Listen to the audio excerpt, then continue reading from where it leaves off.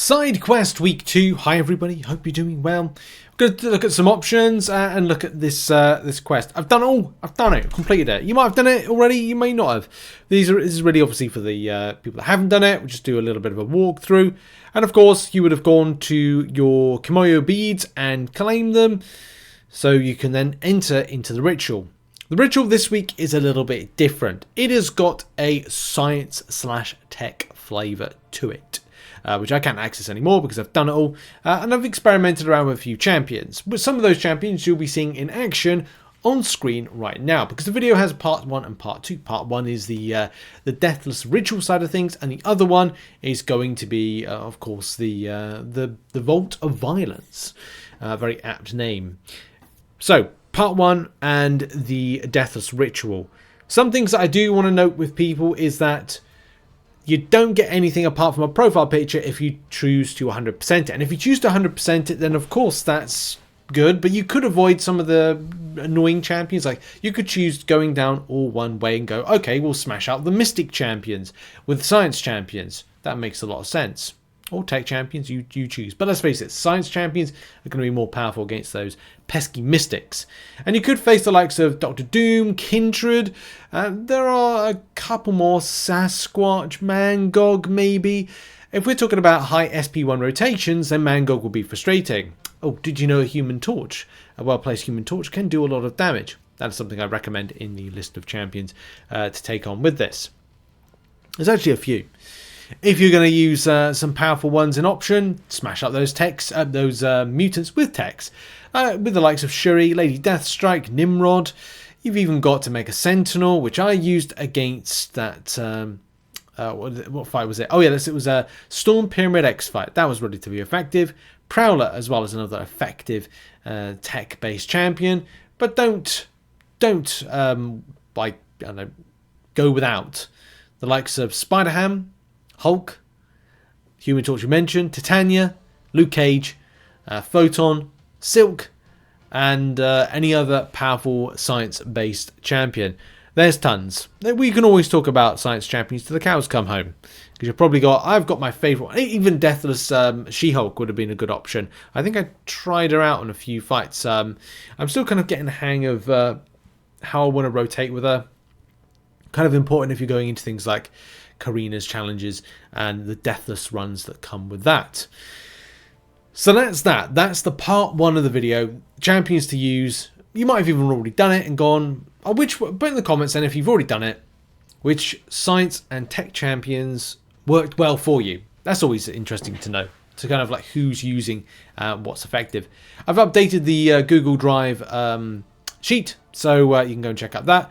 And I am working on an Autumn of Agony Gauntlet video and options spreadsheet and team setups, but that's going to take a little while. I'll try and get to you as soon as possible.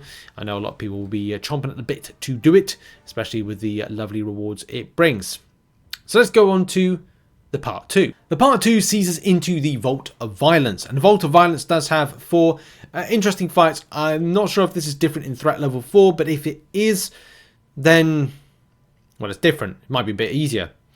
If it is the same way that is in this particular difficulty, and I will be putting footage over the top of this, then your options are going to be different. I've buffed up. I've increased the volume of options for this, but there's a lot of it goes without saying. So one of the ones it goes without saying is Deathless Guillotine. Deathless Guillotine has, in my opinion, only 2 things that are kind of frustrating to watch out for. 3 if it's annoying to you. So the first thing is Buffet. When the attacker triggers a buff, it immediately nullifies and defender regenerates 50% of their max health, which points you in the direction of buff immune champions. And by doing that, dexterity or any buffs in general are not going to trigger it, which is great. However, this is the 3rd thing that's potentially annoying, and that's Rubber Band. Every 10 hits on the meter, so it's like you have to get hit, otherwise you're going to see a 5-second unblockable buff.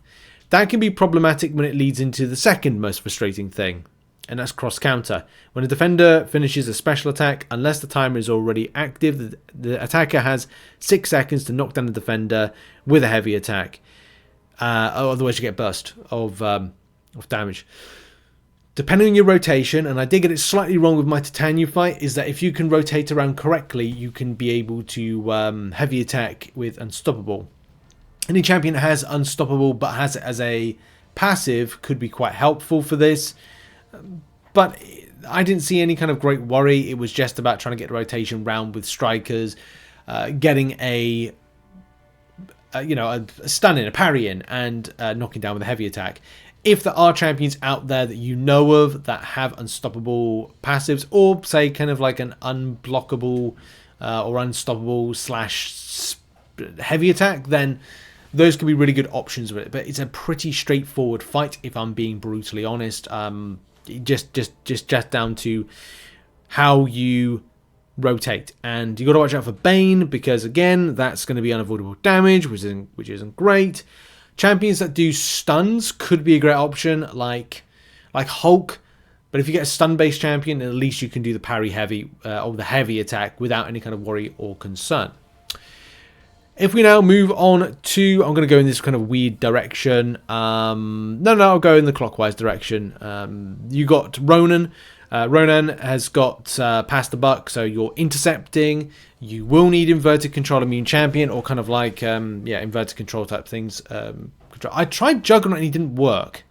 Weird that, but Wiccan worked perfectly. Mr. Sinister, Moon Dragon, and Emma Frost could be very good options here. And just intercept. That's basically the instruction. Watch out for special chaos inversion, unless you're really skilled with your dodge and your inverted controls. I'm not, and it's not my bag, so try and look to something that is a little bit easier to kind of rotate around, and that's my advice for that one. Moving on to Red Skull. Red Skull has immunity to armor break, foresight, kinetic reactor, power struggle, explosive personality. I didn't find this too much of an issue, but I had to think about like two methodologies to take this down. It's either you go with champions that are auto block counters, or auto block true strike, true accuracy type champions, or you go with Fate Seal Mystics, which is why Wiccan and Wong could be a good combination to take this down. I use Wiccan, I found that fine, because I was getting buff failed, so it was that Fate Seal, I think it's Fate Seal? Yeah, I'll go with Fate Seal that I get from that champion. Or Neuralize? Is it Neuralize? It could be Neuralize, that's actually part of it, but I'll go with maybe it's Fate Seal. You get buff failed, and that is handy to help suppress the buffs that come on. Give it a go. Other than that, if it's a bit tricky, go auto block counters. And a final fight is Modok. Now, the champion is immune to poison, because that's the thing that you'd worry about with the champion. One of the biggest things that I found that was problematic against this is, by the way, don't parry. Just absorb it into the block and hit out. As part of Bob and Weave, all the defender's attacks are guaranteed critical hits. This is disabled for 8 seconds if the attacker dodges or intercepts. Providing you dodge and intercept, you're fine. You just need to then make sure that you just do that, but don't parry. Why? Because you will trigger an unblockable, Be Like Water. Whenever the defender is afflicted with non-damaging debuff, they get an unblockable passive for 8 seconds. And by doing that, that's of course not great, because you might want to try and avoid any special attacks or any damage that's going into you. Likewise, I would use champions that are auto block counters. Moleman, Hercules could be very good here. Falcon I did try, but I didn't really like the rotation with it. I found that champions that are easy access to things like auto block countering, like Angela with a load of buffs, or which slightly recommend, but I'm not 100% sure on that one. I'm not well sold, because there are better true strike and true accuracy options out there that could be more effective for you. You could even rotate with Medusa, Awaken, but that's a big if right there. A lot of the champions like Bulls, I think, require an SP1 for their true strike. Either way, lots of decent options that are auto block counters that could be really helpful to take down Modok. Just thought of it a moment ago. Isn't Magneto a good option? I'll double check that, because it's a hashtag metal based interaction. Ah, man, I completely forgot about that. Anyway, there you go. That has been an update to the spreadsheet and a little bit of visuals and, you know, gameplay and stuff. I'm going to work on some other projects right now, and I'll see you all tomorrow for some fresh stuff, I think, or some stuff that I'm kind of like, you know, putting out there to enjoy. Thanks, in any case, for the support. As always, I'll see you in the next video. Have a lovely day, and goodbye for now.